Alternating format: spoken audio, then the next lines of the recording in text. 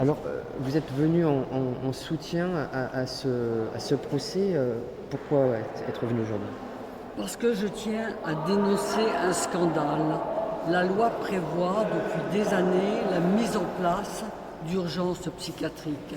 Quand un malade souffre, a un problème cardiaque, a un AVC, il n'y a pas de problème, le SAMU vient tout de suite. Les urgences psychiatriques, et on l'a vu dans cette audience, c'est une urgence réelle, nécessaire pour éviter des problèmes pour la victime, mais aussi pour d'autres. Or, à l'heure actuelle, les policiers, les psychiatres ne se déplacent pas dans bien des cas. Hein. C'est la famille qui doit, quand elle le peut, amener le malade à l'hôpital, mais c'est très difficile. C'est un véritable scandale. Il faut qu'il y ait dans chaque département des urgences psychiatriques qui répondent rapidement aux véritables problèmes que connaissent les familles. Ça évitera bien des soucis. Et alors, un des soucis qui est... Bon, l'état de Charles, il a été diagnostiqué, il avait des soins à prendre, mais un des soucis, c'est que c'est les malades un peu qui gardent la liberté de suivre ou non les traitements.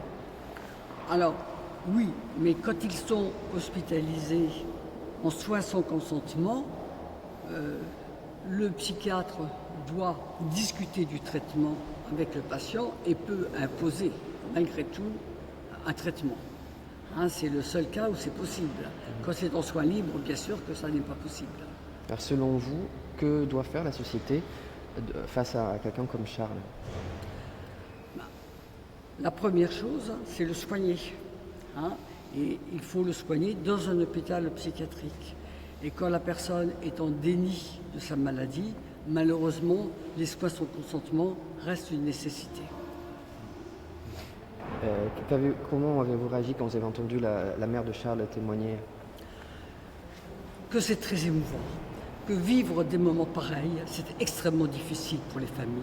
Il faut le savoir. Bien sûr, nous avons beaucoup de douleur pour les victimes, mais il faut savoir que de très nombreuses familles connaissent ces difficultés et que surtout la maladie psychique est stigmatisée, les malades sont stigmatisés et que ça les empêche dans bien des cas de se soigner correctement et de prendre leurs médicaments correctement, ce qui leur permettrait d'aller beaucoup mieux. Quel conseil vous pourriez donner rapidement aux gens et qui sont assez nombreux, qui sont confrontés à de tels problèmes, qui sont parents d'enfants, de personnes qui vivent de troubles, qui éprouvent des troubles psychiques?